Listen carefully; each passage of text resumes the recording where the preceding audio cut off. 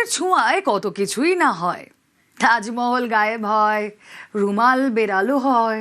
তৃণমূল জামানাতেও এমন এক সে বরকর এক ম্যাজিশিয়ান দেখা গিয়েছে, যারা ভানুমতির খেল দেখিয়েছেন, রাতকে দিন, দিনকে রাত করেছে, কুড়ে ঘরকে প্রাসাদ করেছেন, চা দোকানের কর্মী থেকে হয়েছেন কোটিপতি। এমনই এক জাদুকর আজ রাজমহলের স্ক্যানারে। রাজমহলের ফোকাসে গোঘাটের তৃণমূল নেতা শেখ সত্তার।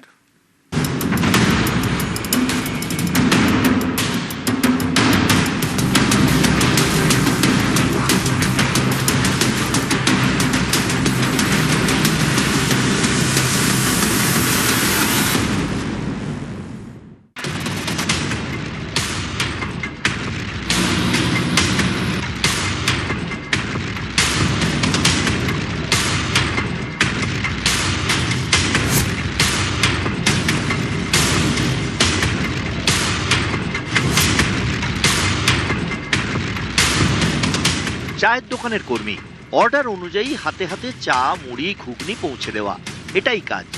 সময়টা 2005 কিংবা 2006। শেখ সত্তার তখন নেহাতি সাধারণ এক ছাপোষা মানুষ। সত্তার যে তৃণমূলের বড় নেতা, যার সাইকেল কেনার পরিস্থিতি ছিল না, আজকে তিনি মোটরসাইকেল 4 চাকায় তিনি ঘুরছেন। চা বইতো আমার এখানে বসে থাকতো, 2-4 জন ছেলে আছে বা কাস্টমাররা থাকতো, বলতাম পয়সা দিচ্ছি মুড়ি এসে তো মুড়ি এনে দিত। ও নিজেও খেত, সবাই খেত। সমস্ত নেতাদের সঙ্গে একটা সম্পর্ক করে এবার নিজেকে একটা বড় ডন, মানে বড় একজন নেতা তৈরি করলো। বাংলায় তৃণমূলের রমরমা, ঘাসফুলের ঘরে সত্তার। তারপরেই রকেট উত্থান, এক অচেনা সত্তার, গোঘাটের নয়া অবতার, খিলাড়ি ওকা খিলাড়ি।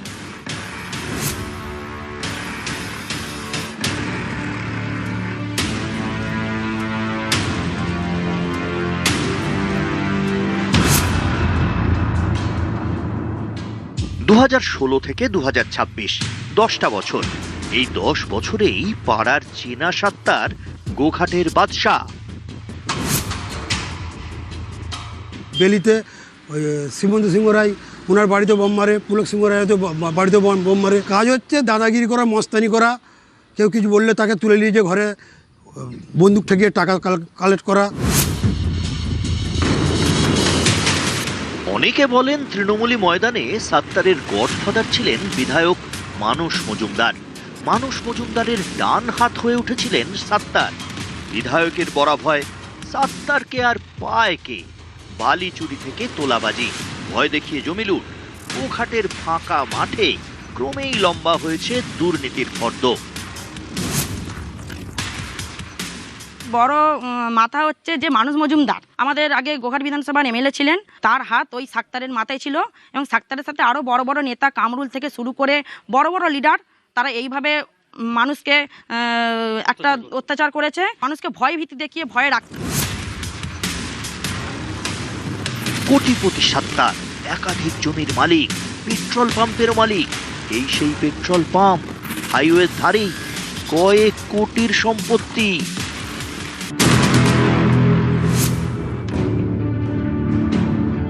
এবার দেখাই সত্তারের লুটের জমি।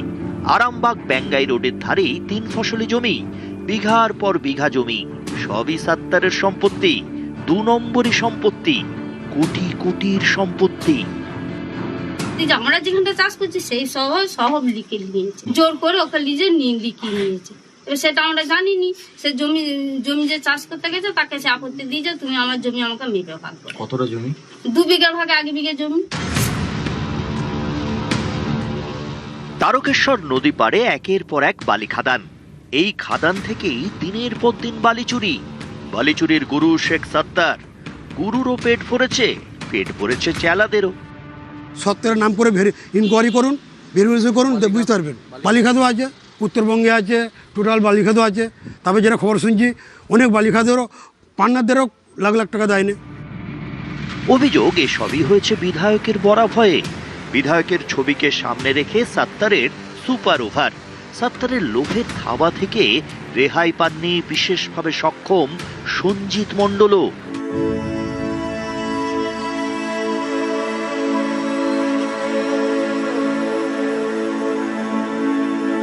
জোর করে অসহায় বৃদ্ধের জমি নিজের নামে লিখিয়ে নেয় সত্তার। আতঙ্কের সেই স্মৃতি আজও জ্বালা ধরায় শরীরে। এই যে পার্টি অফিসে গিয়ে তুলে দিয়ে একটা টোটো রেডি করে গেছিল। আমি কিছু আনিনি, লুগি পরে আছি খালি। আমাকে বোনকে তুলে নিয়ে চলে গেলা বলে পেয়েছি অফিস এসে বলে এখানে সই কর। আমি কেন করবো, কি লিখে বল, বলছি লিখতে হবে না, তুমি যে বলবে যে সবই ঠিক আছে। পার্টি অফিসে তুলে নিয়ে গিয়ে হুমকি, গলায় ছুরি ঠেকিয়ে জমি কেড়ে নেওয়া, শেষ সম্বল সেটুকুও সত্তারের লোভের বলি। কোনো কাকুতি মিনতি ধোপে টেকেনি। এটাই সত্তারের সন্ত্রাস। করার সেটা নিল, লেবার তারপর সকাল আমি গেছি, হ্যাঁ ভাইবো এটা কী করলি? বলছি ঠিকই করেছি, তোমার মেয়ে নাই, হ্যাঁ তোমার মেয়ে নাই বলে আমরা জমিগুলো সব লিখে নিয়ে। সাত্তার নিজে লিখে নিয়েছে এটা? হ্যাঁ, সাক্তার নিজে লিখে নিয়েছে। হয়ে গেল 4-5 বছর।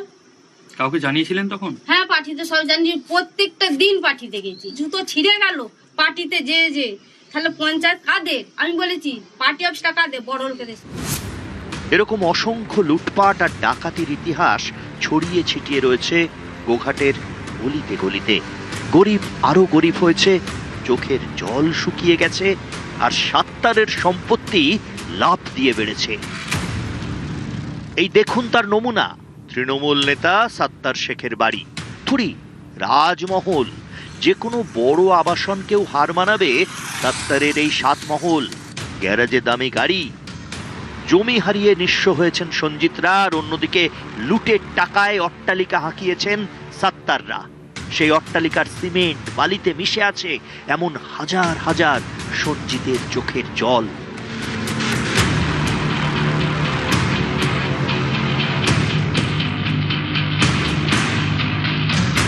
পঞ্চায়েতে যেতে দেয়নি, যাচ্ছি সেখানে সে বসে রয়েছে, হুমকি দিচ্ছে যে মেরে দেবো তোমাকে, আমি কেটে দেবো যদি যাও। এরকম ভাবে আমরা সেই ভয়তে আমরা আগাতে পারিনি।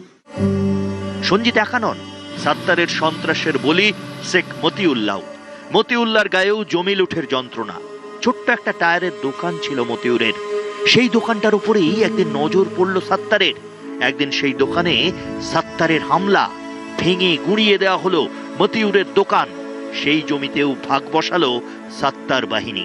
পুরো দোকানটাকেই ভেঙে একদম মাটিতে মিশিয়ে দিয়ে টোটাল আমার প্রায় 5 লক্ষ টাকার মাল ছিল। আমার হচ্ছে টায়ারের দোকান প্লাস স্পেয়ার পার্টসের দোকান, লুটপাট করে নিয়ে দোকানটাকে একদম মাটিতে মিশিয়ে দিয়ে একদম দোকানে শেষ করে দিল। আমি থানাতে কমপ্লেন করলাম, থানাতে সেরকম সুরা পাইনি।